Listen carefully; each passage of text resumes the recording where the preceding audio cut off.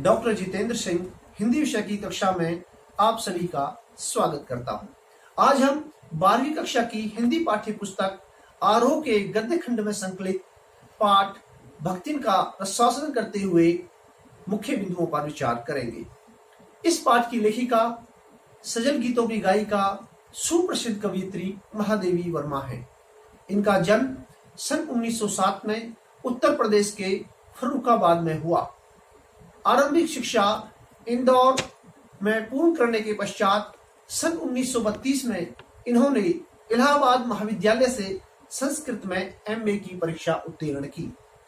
नारी समाज में शिक्षा प्रसार के उद्देश्य से आपने प्रयाग महिला विद्यापीठ की स्थापना की। विद्यार्थियों, साहित्य जगत में महादेवी वर्मा की प्रतिष्ठा बहुमुखी प्रतिभा की रचनाकार के रूप में रही है। आप छायावादी हिंदी काव्य के 4 स्तंभों में से एक हैं। उत्कृष्ट लेखन के लिए आपको भारत सरकार ने सन 1956 में पद्म भूषण अलंकरण से सम्मानित किया। इसके अतिरिक्त उत्तर प्रदेश सरकार के हिंदी संस्थान ने भी आपको भारत भारती पुरस्कार तथा यामा काव्य संग्रह के लिए ज्ञानपीठ पुरस्कार से सम्मानित किया। 1987 को इलाहाबाद में हमारी प्रिय कवयित्री महादेवी वर्मा का देहांत हो गया। महादेवी वर्मा कवयित्री के रूप में प्रसिद्ध है, लेकिन साहित्य की गद्य विधाओं, निबंध, रेखाचित्र, आलोचना आदि में भी उनकी प्रतिभा का निखार दिखाई पड़ता है। उनके प्रसिद्ध काव्य संग्रह हैं निहार, रश्मि, नीरजा, सांदेगी, दीपशिखा और यामा। प्रमुख निबंध संग्रहों में श्रृंखला की कड़ियां, आपदा, क्षणदा, संकल्पता और भारतीय संस्कृति के स्वर, संस्मरण और रेखाचित्र रचना में इन्हें विशेष ख्याति प्राप्त हुई।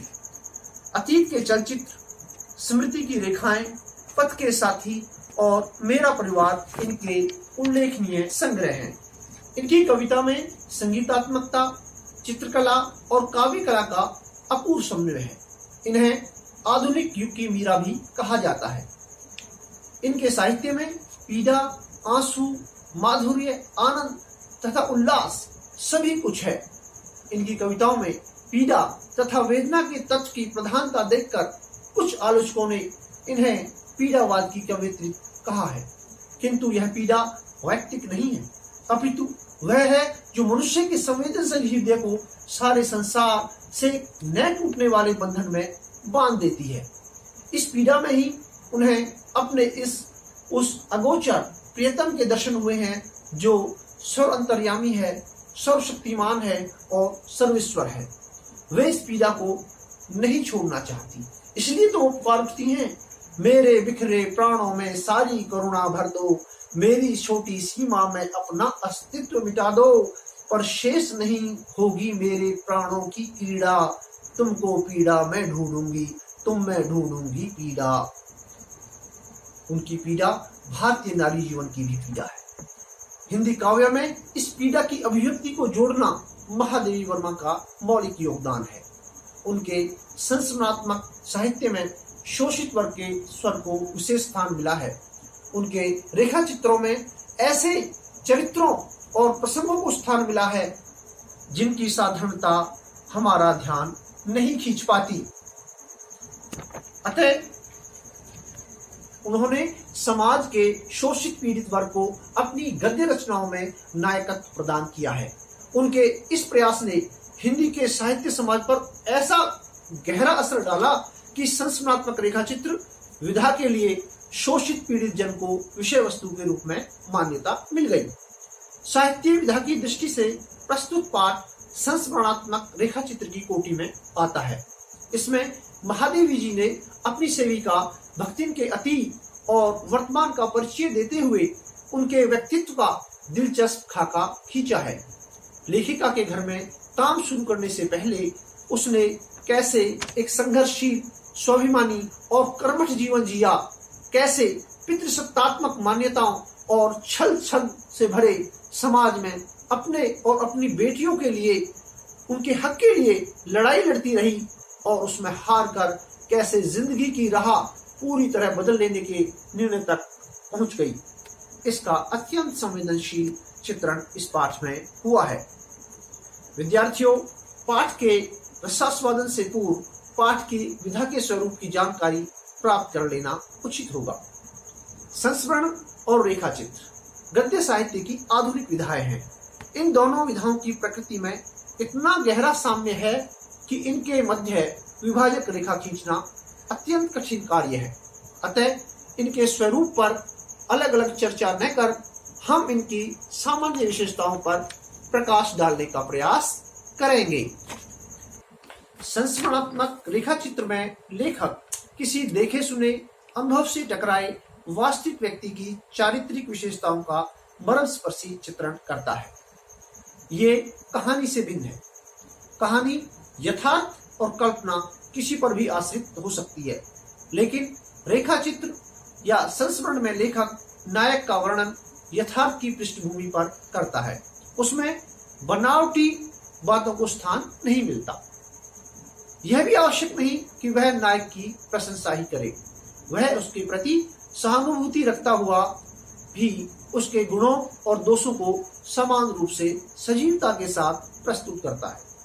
वह किसी अलौकिक चरित्र की सृष्टि नहीं करता, बल्कि जीते जागते भलाई बुराई करते हुए मानव स्वभाव की झलक प्रस्तुत करता है। रेखा चित्र का नायक कोई प्रसिद्ध व्यक्ति हो, यह भी आवश्यक नहीं है। इसमें किसी अप्रसिद्ध उपेक्षित व्यक्ति की चारित्रिक विशेषताओं का चित्रण भी किया जा सकता है। आप प्रस्तुत पाठ में देखेंगे कि परिवार द्वारा उपेक्षित और समाज द्वारा अपमानित साधारण सी दिखाई देने वाली भक्तिन में लेखिका की मर्मभेदी और करुणामयी दृष्टि ने असाधारणता को देखकर उसे नायकत्व प्रदान किया है। लेकिन इतनी अपेक्षा अवश्य रहती है कि रचना में चित्रित मुख्य पात्र के चरित्र और व्यक्तित्व का वर्णन मानव मात्र के हृदय को संस्कारित करने का सामर्थ्य अवश्य रखता हो। इसीलिए नायक के चरित्र की शब्द रेखाओं में पाठक की भावनाओं और संवेदनाओं को जागृत करने की क्षमता भी होनी चाहिए।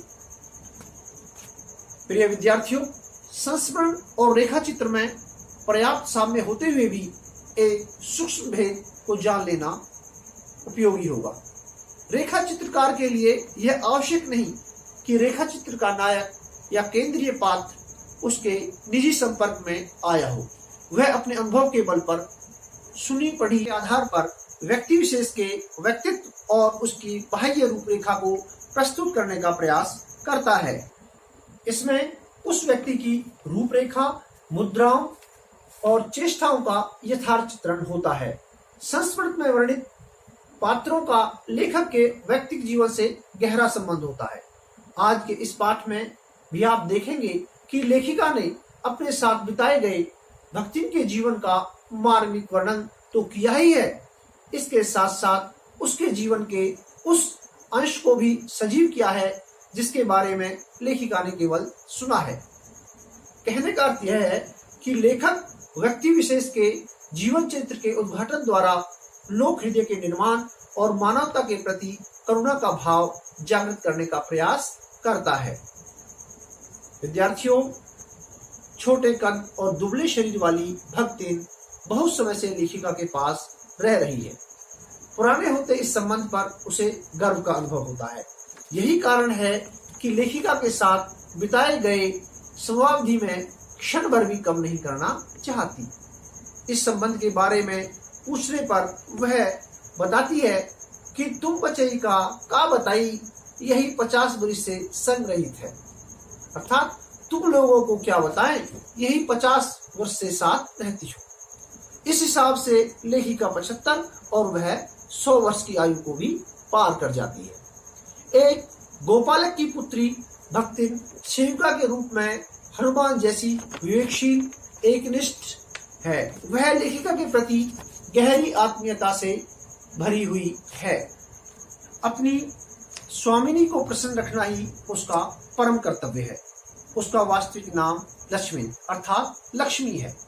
वह अपने नाम का अर्थ और वास्तविक स्थिति के विरोधाभास को समझती है। लक्ष्मी धन और वैभव की सूचक है, लेकिन भक्तिन निर्धन है।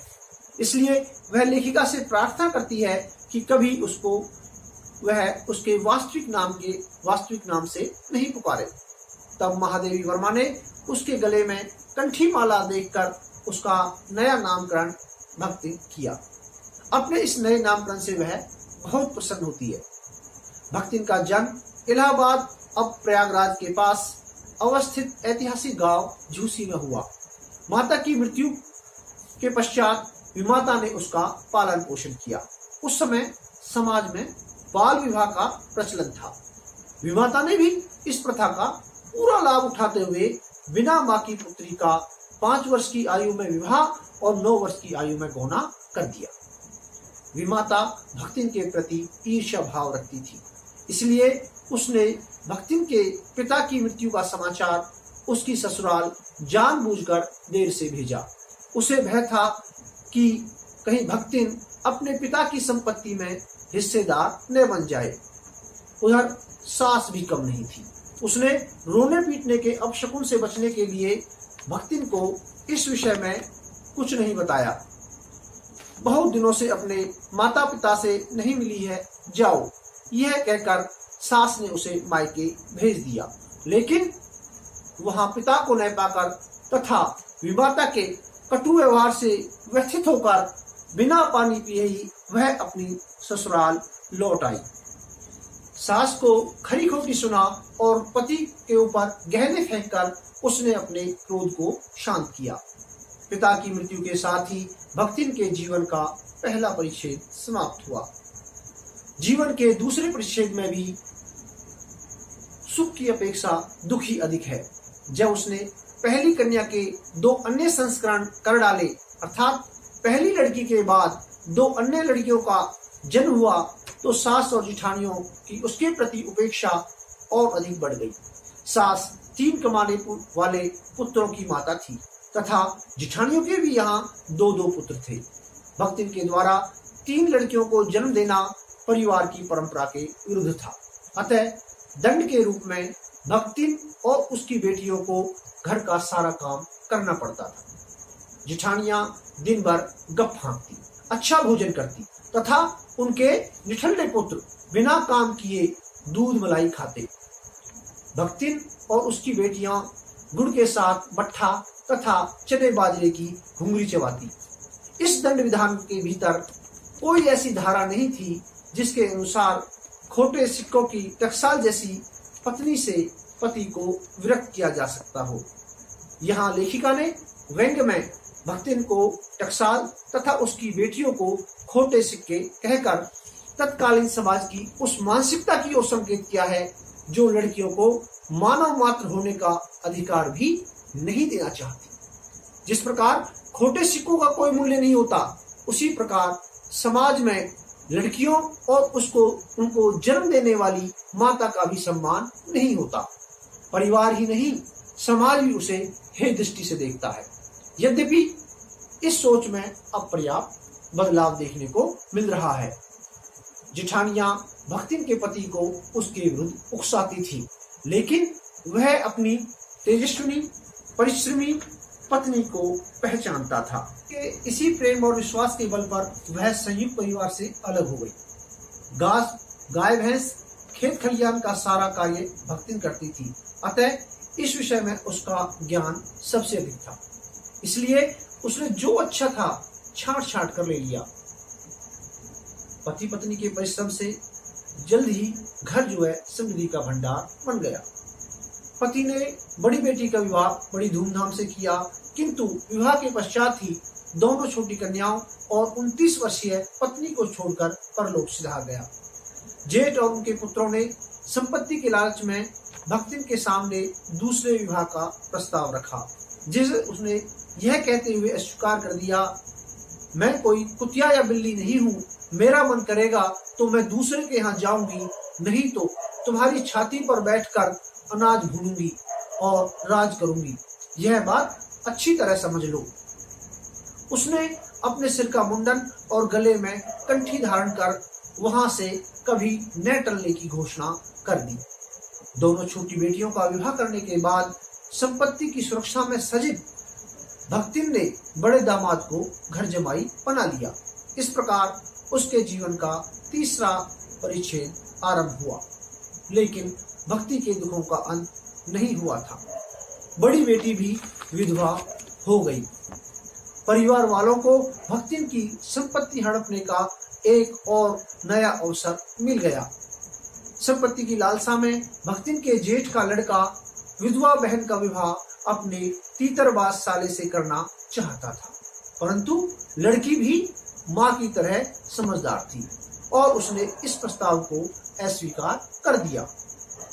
एक दिन भक्तिन घर पर नहीं थी। तीतरबाज साले ने बेटी की कोठरी में घुसकर भीतर से दरवाजा बंद कर लिया और उसके समर्थक गांव वालों को बुला लाए। भक्तिन की बेटी ने तीतरबाज की अच्छी तरह पिटाई की, जिसके निशान उसके चेहरे पर साफ देखे जा सकते थे। तीतरबाज झूठ बोलता रहा कि वह निमंत्रण पाकर अंदर गया था। अंततः विवाद सुलझाने के लिए पंचायत बुलाई गई। लड़की ने पंचों से बार बार अनुरोध किया कि वे उसके निमंत्रण के निशान तीतरबाज के चेहरे पर देखें, लेकिन पुरुष प्रधान समाज की मानसिकता से ग्रस्त पंचों ने उसकी एक न सुनी और फैसला दिया कि अब वे पति पत्नी के रूप में रहेंगे। यह संबंध सफल नहीं हुआ। तीतरबाज युवक दिन भर तीतर लड़ाने के सिवाय कोई काम नहीं करता था। परिणाम यह हुआ, गाय ढोर खेती बाड़ी सब खराब हो गए और एक दिन ऐसा आया कि लगान न चुकाने के कारण जमींदार ने भक्तिन को दिन भर धूप में खड़ा रखा। स्वाभिमानी भक्तिन के लिए यह कलंक की बात थी। अतः दूसरे दिन ही वह कमाई के विचार से शहर आ पहुंची। घुटी हुई चांद को मैली धोती से ढके हुए वह लेखिका के यहाँ पहुंच गई। उसकी वेशभूषा में गृहस्थ और वैरागी का मेल देखकर लेखिका को उसके भोजन बनाने के ज्ञान पर शंका हुई। इस पर भक्तिन ने बताया कि वह रोटी बनाना, दाल भात रांधना, सब्जी बनाना आदि सब काम जानती है। दूसरे दिन सवेरे ही उसने स्नान किया तथा लेखिका की धुली हुई धोती को जल के छींटों से पवित्र कर पहना। हालांकि वह स्वयं मैली धोती पहनती रही थी। इसके बाद उसने सूर्य और पीपल को जल चढ़ाया।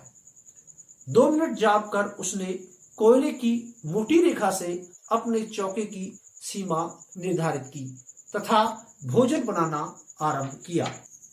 भक्तिन छूत पाक को बहुत मानती थी, यहाँ तक कि उसने आंखों ही आंखों में लेखिका को भी चौके में प्रवेश करने से मना कर दिया था।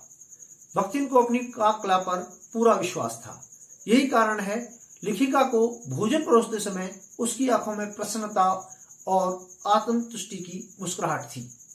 उसे आशा थी कि लेखिका उसके भोजन की प्रशंसा करेगी, परंतु लेखिका ने जब थाली में मोटी मोटी काली रोटियां और दाल देखकर उससे पूछा कि यह क्या बनाया है, तो उसने लाल मिर्च और अमचूर की चटनी या गांव से लाए गुड़ का प्रस्ताव रखा। भक्तिन ने पाक कला में अपनी निपुणता के असंख्य प्रमाण दे डाले और लेखिका अपने मन में शहर और देहात के जीवन के इस अंतर पर विचार कर रही थी। भक्तिन दूसरों को अपने स्वभाव के अनुकूल बनाना चाहती है, लेकिन अपने अंदर उसे किसी भी प्रकार के परिवर्तन को स्वीकार नहीं करती। उसने लेखिका को मकई का दलिया, तिल लगे हुए बाजरे के पुए, ज्वार के भुने हुए हरे दानों की खिचड़ी, सफेद महुए की लपसी आदि खानी सिखा दी थी, किंतु स्वयं कभी शहरी रसगुल्ला नहीं खाया। लेखिका के बहुत प्रयास करने पर भी उसने साफ धोती पहनना और आय के स्थान पर जी कहना नहीं सीखा। लेखिका कहती हैं, भक्ति में गुण ही गुण हो, दुर्गुण न हो ऐसा नहीं है। जैसा कि रेखाचित्र व संस्मरण के स्वरूप को स्पष्ट करते हुए बताया था कि नायक के प्रति सहानुभूति रखते हुए भी लेखक यथार्थ के धरातल पर नायक के मानव सुलभ गुण दोषों का चित्रण करते हैं। भक्तिन भी घर में इधर उधर पड़े रुपए पैसे को मटके में छिपाकर रख देती थी। उसकी दृष्टि में यह चोरी नहीं है। उसका एकमात्र उद्देश्य अपनी स्वामिनी के हितों की रक्षा करना वह उसे खुश रखना है। अपनी मालकिन को खुश रखने के लिए थोड़ा बहुत झूठ बोलना बुरी बात नहीं है। वह तर्क देती है कि इतना झूठ तो धर्मराज भी भगवान को खुश करने के लिए बोलते होंगे। एक बार लेखिका ने भक्तिन को मुंडन कराने से रोकने का प्रयास किया। तब उसने इसे शास्त्रोचित बताते हुए कहा, तीरथ गए मुंडाई सिद्ध। वह तर्कशील है। लेखिका ने जब सब काम करने वालों को पढ़ना लिखना आवश्यक कर दिया तो भक्तिन मुसीबत में पड़ गई। उसने बहाना बनाया कि हमारी मालकिन दिन रात पढ़ती रहती है, अगर वह भी पढ़ने लगी तो घर का काम कौन देखेगा। बात यहीं तक नहीं रही।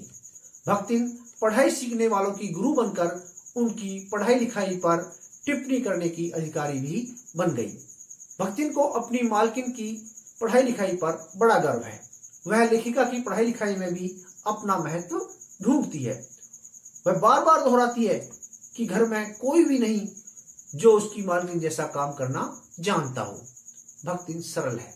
वह नहीं जानती कि उत्तर पुस्तिकाओं के मूल्यांकन, काव्य रचना, चित्रकारी आदि कार्यों में कोई सहयोग नहीं कर सकता। जब लेखिका की कोई पुस्तक प्रकाशित होती तो उसके मुख पर प्रसन्नता छा जाती। अपने सहयोग को साकार होते देखकर उसके अहम को तुष्टि भी मिलती। वह सोचती कि प्रकाशित पुस्तक के निर्माण में उसका भी सहयोग है। कार्य में व्यस्त होने के कारण जब लेखिका भोजन नहीं करती तो भक्तिन उनके लिए कभी दही का शरबत, कभी तुलसी की चाय बनाकर लाती और उन्हें भूख का कष्ट सहने नहीं देती। भक्तिन को लेखिका की सेविका मात्र समझना संभवतः हमारी भूल होगी। वह एक अच्छे अभिभावक की भांति लेखिका का ध्यान रखती थी। छात्रावास की रोशनी बुझ जाने के बाद लेखिका के पारिवारिक सदस्य हिरनी सोना, कुत्ता बसंत और बिल्ली गोधुली सो जाते थे, परंतु रात के सन्नाटे में भक्तिन शांत भाव से लेखिका के साथ जागरण करती। भ्रमण के दौरान भी भक्तिन लेखिका के साथ रहती। वह अपनी स्वामिनी की सुरक्षा के प्रति सजग है, अतः बद्री केदार के ऊंचे नीचे तंग पहाड़ी रास्तों में वह हमेशा लेखिका के आगे आगे चलती। गांव की धूल भरी पगडंडी आने पर वह पीछे चलने लगती है। जब लोग युद्ध के भय से आतंकित हो गए तब भक्तिन के बेटी दामाद उसे लेने आ पहुंचे, लेकिन भक्तिन ने लेखिका का साथ नहीं छोड़ा। युद्ध का भय बढ़ने पर लेखिका को अपने गांव चलने के लिए कहती है और बताती है कि वह दीवार में कील गाड़कर और उन पर तख्ते रखकर उसकी पुस्तकें रख देगी। धान के पुआल पर सोने का इंतजाम हो जाएगा। इसी प्रकार रंग, शाही और कागज पत्रों को रखने की भी व्यवस्था वह कर देगी। लेखिका भक्तिन के इस प्रस्ताव को टालने के लिए पैसे न होने की बात कहती है, लेकिन भक्तिन के प्रत्युत्तर ने लेखिका को विस्मित कर दिया। उसने बताया कि उसके पास 5 बीसी और 5 रुपया गड़ा रखा है। भक्तिन पैसे के संबंध में अपनी कंजूसी के लिए विख्यात है, किंतु उसकी इस उदारता ने पैसे के प्रति उसके मोह को तार तार कर दिया। पैसे के परित्याग में अनुमान लगाया जा सकता है कि भक्तिन की दृष्टि में लेखिका का महत्व अपने चरम पर है। लेखिका कहती है कि भक्तिन और उसके बीच में सेवक स्वामी का संबंध नहीं है, क्योंकि यदि ऐसा होता तो लेखिका के कहने पर भक्तिन अपने गांव चली जाती। वह लेखिका के आदेश को हंसकर नहीं टालती। भक्तिन अपनी स्वामिनी को क्षण भर भी नहीं छोड़ना चाहती। छात्रावास की बालिकाओं के प्रति भक्तिन स्नेह भाव रखती है। वह उनको चाय पिलाती है तथा कभी कभी लेखिका के लिए तैयार नाश्ते का स्वाद भी चखाती है। जो लोग जितनी मात्रा में लेखिका का सम्मान करते हैं, भक्तिन भी उन लोगों का उसी मात्रा में सम्मान करती है। वह लेखिका के परिचितों को पहचानने का अलग ही ढंग अपनाती है। वह किसी को उसके आकार प्रकार, और वेशभूषा से तो किसी को उसके बिगड़े हुए नाम से पहचानती है। कवि और कविता के प्रति उसके मन में कोई सम्मान नहीं है। वह कवियों को निठल्ला और गली गली में गाना गाने वाले बजाने वाला समझती है। भक्तिन संवेदनशील है। वह दूसरों के दुख को देखकर जल्दी ही दुखी हो जाती है। इस संबंध में बापू से लेकर साधारण व्यक्ति सभी के प्रति उसके अंदर सहानुभूति है। उसे जेल जाने से बड़ा डर लगता है और उसकी इस कमजोरी को सभी जानते हैं। इसी से लोग जानबूझकर लेखिका के जेल जाने की संभावना बता बताकर उसे चिढ़ाते रहते हैं। उसे जेल जाने से भी अधिक डर इस बात का लगता है कि उसे लेखिका का सारा कार्यभार छोड़कर लेखिका को छोड़ना पड़ सकता है। लेखिका कहती है कि एक दिन ऐसा बुलावा आएगा जिसमें भक्तिन को लेखिका के साथ जाने का अधिकार नहीं मिलेगा।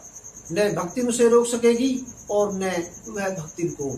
इसलिए जब तक वह दिन नहीं आता यह कहानी अधूरी है। कहानी पूरा होने का अर्थ है भक्तिन से बिछोह और लेखिका ऐसा नहीं करना चाहती। पाठ के पश्चात आइए अभ्यास के प्रश्नों पर विचार करें। पहला प्रश्न है, भक्तिन अपना वास्तविक नाम लोगों से क्यों छुपाती थी? भक्तिन को यह नाम किसने और क्यों दिया होगा? भक्तिन का वास्तविक नाम लक्ष्मी है। लक्ष्मी का अर्थ है धन, वैभव। वह समृद्धि की सूचक है। लक्ष्मी के इस अर्थ को भक्तिन भी भली भांति जानती है, लेकिन उसकी अपनी स्थिति लक्ष्मी जैसी नहीं है। उसके जीवन का अधिकांश भाग निर्धनता और अभाव में बीता है। इसी संकोच के कारण वह अपना वास्तविक नाम किसी को नहीं बताती। उसका लक्ष्मी नाम उसके माता पिता ने स्नेह भाव से रखा होगा। उनका विचार रहा होगा कि परिवार में पुत्री का आगमन धन और वैभव भी साथ लाएगा। दो कन्या रक्त पैदा करने पर भक्तिन पुत्र महिमा में अंधी अपनी जिठानियों द्वारा घृणा व उपेक्षा की शिकार बनी। ऐसी घटनाओं से ही अक्सर यह धारणा चलती है कि स्त्री ही स्त्री की दुश्मन होती है। क्या इससे आप सहमत हैं? भक्तिन ने पहली लड़की के पश्चात जब दो और लड़कियों को जन्म दिया तो पुत्र महिमा में अंधी जिठानियों ने उसकी तरफ उपेक्षा और घृणा के भाव से देखा। जिठानियां अपने पुत्रवती होने पर गर्व करती हैं। इस घटना से हमें समाज की मानसिकता का पता लगता है जो लड़कियों की अपेक्षा लड़कों को अधिक महत्व देती है। यह एक परिवार की समस्या नहीं है, बल्कि यह एक समाज की समस्या है। लेकिन यह बड़े ही प्रसन्नता का विषय है कि आज स्थिति में पर्याप्त बदलाव आया है। दूसरा, स्त्री ही स्त्री की दुश्मन है। अक्सर परिवारों में देखा जाता है कि घर की बहू को या तो उसकी सास की उपेक्षा का शिकार होना पड़ता है या उसकी ननद की उपेक्षा का शिकार होना पड़ता है, और पुत्री होने पर स्त्री ही सबसे अधिक चिंतित नजर आती है। इससे आंशिक रूप से यह सिद्ध होता है कि स्त्री ही स्त्री की दुश्मन होती है। हम इस विचार से पूर्ण रूप से सहमत न होकर आंशिक रूप से सहमत हैं। अगला प्रश्न, भक्तिन की बेटी पर पंचायत द्वारा जबरन पतित हो जाना एक दुर्घटना भर नहीं बल्कि विवाह के संदर्भ में स्त्री के मानवाधिकार, उसकी स्वतंत्रता को कुचलते रहने की सदियों से चली आ रही सामाजिक परंपरा का प्रतीक है। कैसे? भक्तिन की विधवा बेटी के साथ तीतरबाज युवक ने जबरदस्ती करने का प्रयास किया। उसका यह घृणित प्रयास निसंदेह दंड का अधिकारी था, लेकिन पंचायत ने तीतरबाज युवक को दंड देने के स्थान पर भक्तिन की विधवा बेटी को उसकी पत्नी के रूप में स्वीकार करने के लिए विवश कर दिया। यह घटना सदियों से चली आ रही उस परंपरा का प्रतीक है, उसका लक्षण है, जिसमें स्त्री के मानवाधिकारों को कुचलने में तनिक भी संकोच नहीं किया जाता, यहाँ तक कि उसे अपना जीवन साथी चुनने का अधिकार भी नहीं होता। जैसा कि बताया गया है, आज स्थिति में पर्याप्त परिवर्तन आ गया है। आज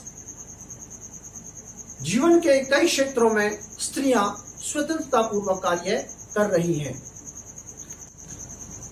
अगला प्रश्न, भक्तिन अच्छी है यह कहना कठिन होगा क्योंकि उसमें दुर्गुणों का अभाव नहीं। लेखिका ने ऐसा क्यों कहा होगा? संस्मरण की यह विशेषता है कि इसमें लेखक अपने केंद्रीय पात्र या नायक की केवल प्रशंसा नहीं करता, बल्कि वह उसे भलाई बुराई करते हुए मानव का चित्रण करता है। इस पाठ की नायिका भक्तिन में अनेक गुणों के साथ साथ दुर्गुण भी हैं। वह घर में इधर उधर पड़े हुए रुपए पैसे को इकट्ठा करके भंडार गृह की टोकरी में रख देती है। वह बात को घुमाने फिराने में भी संकोच नहीं करती। उसका मत है कि यदि ऐसा करने से अगर स्वामी खुश होता है तो नौकर को इस प्रकार की बातें करनी चाहिए।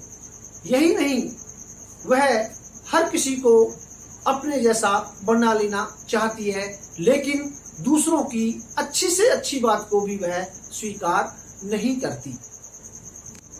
अगला प्रश्न, भक्ति द्वारा शास्त्र के प्रसंग को सुविधा से सुलझा लेने का क्या उदाहरण लेखिका ने दिया है? भक्ति तर्कशील है, लेकिन कभी कभी वह कुतर्क पर उतर आती है। यहाँ तक कि शास्त्रों की बातों का भी वह मनमाना अर्थ निकालती है। एक बार लेखिका ने जब उसे मुंडन कराने से रोकने का प्रयास किया तो उसने कहा कि यह तो शास्त्रों में लिखा है, और लेखिका के पूछने पर वह बताती है, तीरथ गए मुंडाए सिद्ध। इस प्रकार भक्तिन शास्त्रोचित बात का भी अपने मनमाने ढंग से व्याख्या करती है।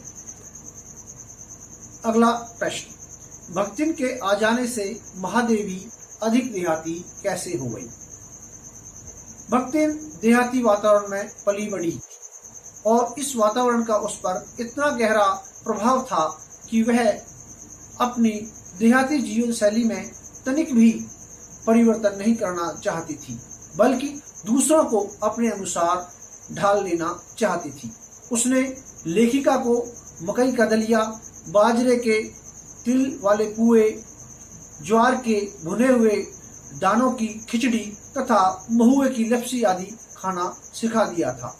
यही नहीं, उसने अपनी भाषा की अनेक दंत कथाएं लेखिका को कंठस्थ करा दी थी, लेकिन वह स्वयं अपने अंदर किसी प्रकार का परिवर्तन स्वीकार नहीं करती थी। इसीलिए लेखिका कहती है कि वह भक्ति के आ जाने से और अधिक देहाती हो गई है। प्रिय विद्यार्थियों, पाठ के आधार पर अन्य प्रश्नों पर भी विचार हो सकता है, लेकिन समय अभाव के कारण आप स्वयं इसका अध्ययन घर पर करें। धन्यवाद।